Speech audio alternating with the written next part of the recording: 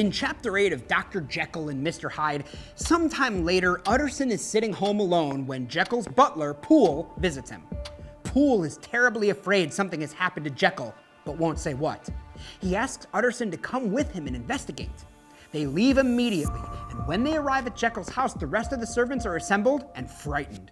Poole brings Utterson to Jekyll's lab door and calls into Jekyll, telling him Utterson is there to visit. But Jekyll refuses to see Utterson. Poole brings Utterson in private and insists that it is not Jekyll's voice and that someone did away with Jekyll 8 days ago. When Utterson challenges the story, Poole offers evidence. Jekyll sometimes leaves written orders for his servants, but this stranger only communicates with the notes. Poole shows him one of the notes written to a chemical merchant. The tone of the note is demanding, even desperate. In addition, Poole has caught a glimpse of the man in the lab. He explains that the man is too small to be Jekyll, and the person wears a mask. He is sure that Jekyll has been murdered, and the two agree it must be Hyde in there. They decide they will break down the lab door and prepare the servants in case he tries to run away.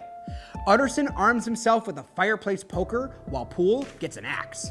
They go to the door, and Utterson demands to see Jekyll or he will break down the door. The man begs them not to, but they hold firm, and Poole chops through the door. Once it is down, they find Edward Hyde. He has poisoned himself and is near death. Poole and Utterson search, but they can't find any trace of Dr. Jekyll. They do find some chemical, which Poole identifies as the drug he bought Jekyll. On another table, they find an envelope addressed to Utterson. Inside there is a copy of Jekyll's will, which has been changed to leave everything to Utterson instead of Hyde, and a note to read Lanyon's letter. The letter is brief and says mainly that Jekyll has disappeared and Utterson should read the enclosed accounts. With all of the dramatic tension, this chapter provides many of the novella's high points.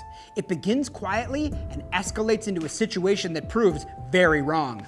The servants' reactions tighten the tension of the story. Poole's reaction speaks to the state of class at this time.